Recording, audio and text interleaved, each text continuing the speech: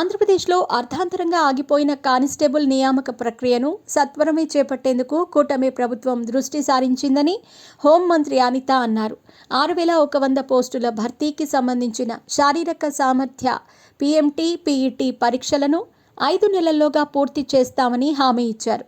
గత 2022 కాలంలో నిర్వహించిన ప్రిలిమినరీ పరీక్షకు 4,59,182 మంది హాజరు కాగా అందులో 95,209 మంది తదుపరి దశకు ఎంపికయ్యారని అన్నారు. పట్టభద్రుల ఎమ్మెల్సీ ఎన్నికలు సహా పలు కారణాల వల్ల వాయిదా పడటంతో పోలీస్ డిపార్ట్మెంట్లో కానిస్టేబుల్ సివిల్ 3,580, కానిస్టేబుల్ ఏపీఎస్పీ 2,520 పోస్టుల ప్రక్రియ వాయిదా పడినట్లు చెప్పారు. దీనికి సంబంధించి 2వ దశ అప్లికేషన్ ఫారం నింపటానికి భర్తీ ప్రక్రియకు సంబంధించిన పూర్తి వివరాలను state level police recruitment board వెబ్సైట్లో పొందుపరుస్తామని ఆమె అన్నారు.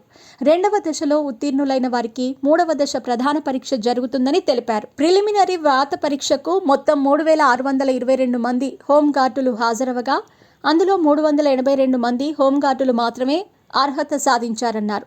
ప్రిలిమినరీ రాత పరీక్షలో అర్హత సాధించని 100 మంది హోంగార్డులు 14 రిట్ పిటిషన్లను హైకోర్టులో వేశారు.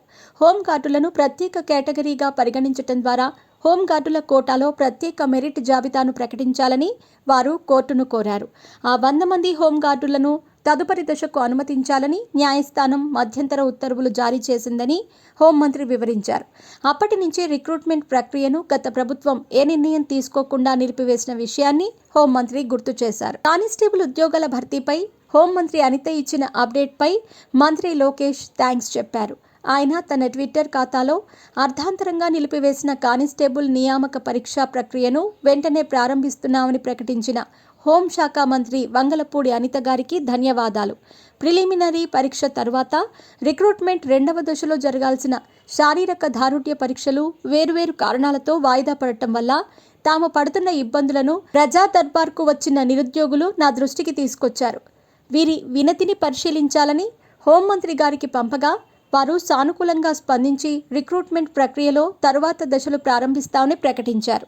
ఇది కానిస్టేబుల్ అర్హత పరీక్ష పాస్ అయిన నిరుద్యోగులకు చాలా సంతోషకరమైన సమాచారమని అన్నారు లోకేష్.